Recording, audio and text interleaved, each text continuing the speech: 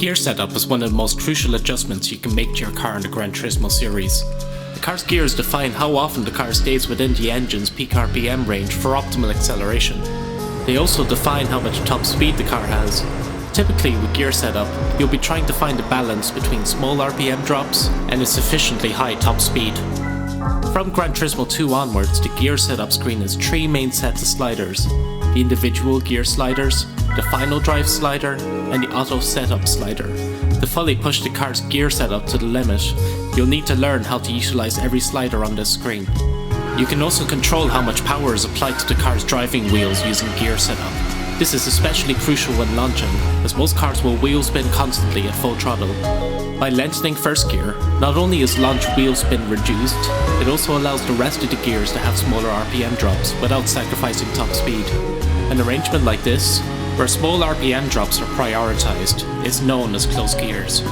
If you want to increase top speed, you should adjust the final drive and avoid the auto slider. Lowering the final drive stretches out the entire gearbox while maintaining the RPM drop size between gears. Meanwhile, moving the auto slider right will increase the RPM drop between gears, meaning the car is more likely to fall out of the engine's peak RPM range, hurting acceleration. Since Gran Turismo 2, there exists a tuning technique known as the gear trick that allows for optimal close gear setups, where first gear is long, every following gear has small RPM drops, and top speed is reasonably high. To perform it, first move the final drive slider all the way right, then set the auto slider to 1. We want to set auto to the lowest setting, as doing so will recalculate the gear ratios and bring each gear closer together. Next, drag the final drive slider back to the left to stretch out the gears and increase top speed. Now, we need to arrange each individual slider. For this, you can follow a pattern. We'll use this one. It's universal and works well for almost every car.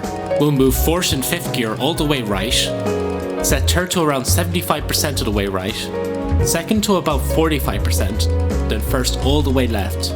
This will give roughly equal RPM drops all the way from first to sixth. After you've done all of this, do not touch the auto slider, or it will recalculate the car's gear ratios again, and you'll need to redo the trick. Instead, use the final drive slider from now on if you need to make adjustments. Be sure to test the car's launch in a machine test before heading into a race, ideally with traction control disabled or set to 1. The car should have a decently smooth launch without excessive wheel spin, while also having enough top speed. Adjust the final drive depending on whether the car needs a shorter first gear for a more powerful launch or it needs more top speed. Also try to take into account your car's engine curve when setting up gears. This is especially crucial when driving a manual transmission, as some cars need to be shifted well before or after redline. Try to keep the car at RPMs where both torque and power are high, as long as it doesn't wheel spin. The region between the peak torque RPM and the peak power RPM is known as the power band. This is the RPM range where the engine runs at peak performance. Bear in mind that some upgrades like turbos and superchargers will move around the peak RPMs, so use these RPMs as a rough estimate. Feel free to play around with the placement of each individual slider to reduce the size of RPM drops at certain speeds. This super close pattern in particular works really well when driving 6-speed cars using manual transmission. By sacrificing second gear by moving it all the way left, it gives even smaller RPM drops than the previous pattern. This relegates first gear to being an emergency gear for when you need to start off from a standstill, or when the car is prone to stalling at lower RPMs when launching.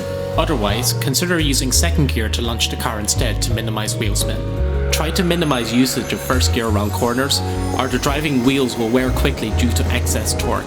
The trick works the exact same way in Gran Turismo 2. In Gran Turismo 3, while the basic idea is the same, you'll need to drag the auto slider all the way right before moving it left. This is due to a glitch where the gear ratios sometimes won't calculate properly. The sliders are arranged slightly differently in this game, so use the chart as a guide to arrange the gears in a close pattern. The trick also works on Gran Turismo 5 and Gran Turismo 6, although the auto slider was renamed to the max speed slider. The trick works the exact same way otherwise. That's all for now. Thanks for watching and let me know if you have any questions down below.